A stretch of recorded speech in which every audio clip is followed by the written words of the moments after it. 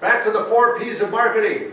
Product, price, promotion, and place. It's always the 4 P's of marketing. We have to understand how they ebb and flow and affect our concept here.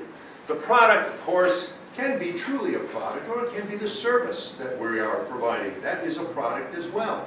An attorney provides a product to his client. That product is their knowledge of law and their ability to draft documents that will stand up the test of courts.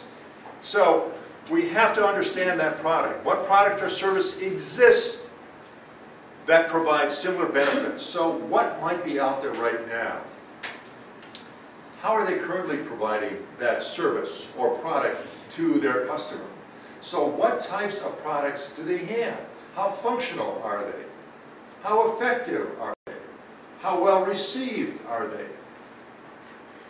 The pricing piece, as I mentioned earlier, is just as much art as it is science. It takes a great deal of time to determine where that price should settle in. But we also have to understand what our positioning strategy might be in the marketplace. Do I want to be the highest priced in the market? Do I want to be the lowest priced in the market? Do I want to be competitively priced with the majority of people that are out there? Which world do I want to live in? We can differentiate our customers sometimes by that pricing strategy. If the quality of what I'm bringing to the marketplace is superior to the competition, I should be able to bring in a higher price. I can't necessarily ask a higher price for something of lower quality. The customers won't pay for that. And it can taint the image of my business at the same time. So I have to be sensitive to that pricing issue, but the pricing issue is a grand opportunity to grow my business and grow it rapidly and very profitably. So we've got to spend some time looking at that. On the promotion side, I need to look at my competition. What tools are they using to promote their business and their services? So, what media do I frequently see them utilizing? Is it print? Is it radio? Is it television? Is it internet?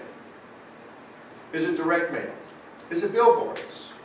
There are so many choices that we've got out there, but understanding how my competition positions themselves can help me better understand how I need to be going to the marketplace as well. What strategy do they use in their promotion tactics? Is it all about price?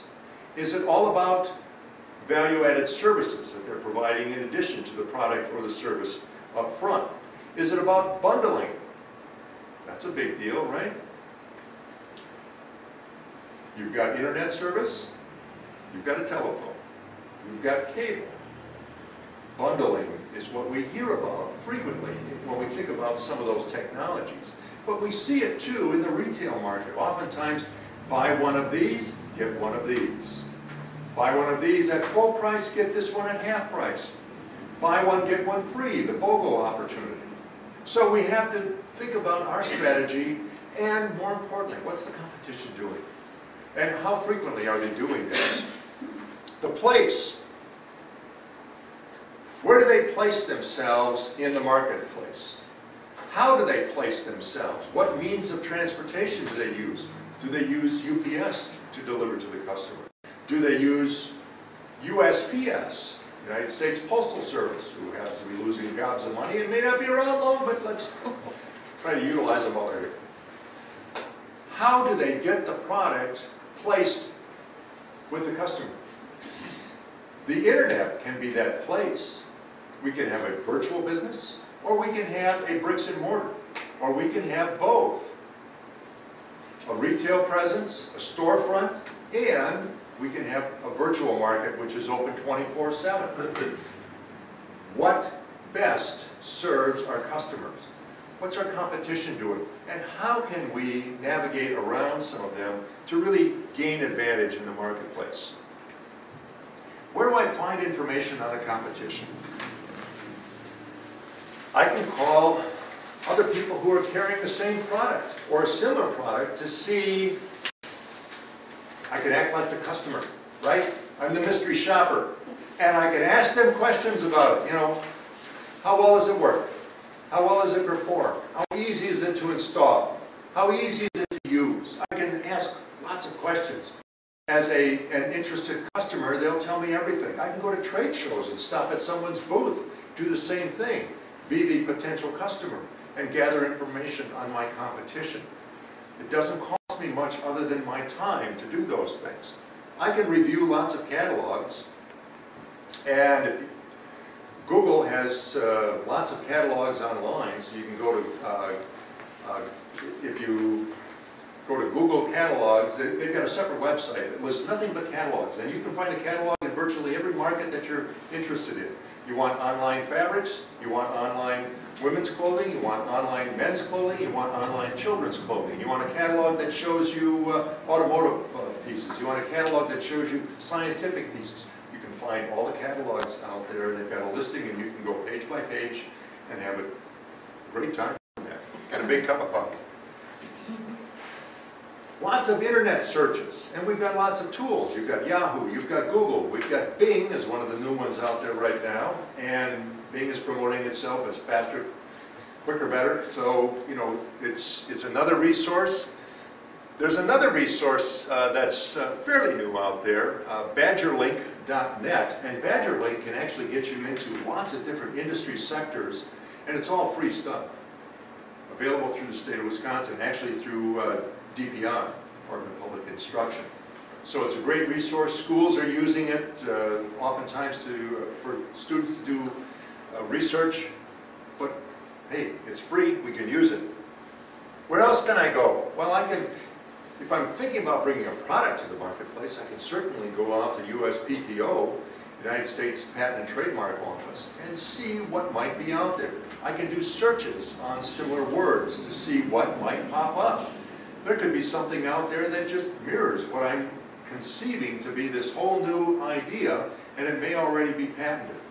We had a gentleman that sent a patent into us to have us do some research on the market opportunity. He'd already spent $18,000 with an attorney getting this thing buttoned up and protected with a patent before we determined if there was a market for this thing. That's not the best way to approach it, in my estimation. Do the research before you spend the money. Why spend the money on patent protection if nobody cares, or if it already exists, even worse. In this case, the first step in our process is to do a preliminary patent search. You'll never guess what we found. It looked like exactly the same thing. So we stopped our project at that point, called the inventor and said, are you by a computer? Can you get onto USPTO? And he did. He brought up the website that we sent him to, and he said, that's my product. I said, well, that's true, but they applied for a patent 4 years ago. You just did. And why didn't your attorney find that when they were going through this adventure? And you spent $18,000 to try to protect something that already exists. It might be hard to defend that patent in a court of law. So what we did was put him in contact with the other inventor. The other inventor had never brought it to market. There can be lots of reasons why. In this case, there were medical reasons. His wife became ill, he was distracted, didn't have time, ran out of money, and a lot of other things. But opportunity for collaboration was instantly created. And the product will be coming to market shortly. So USPTO can save a lot of time, more importantly, can save a lot of money.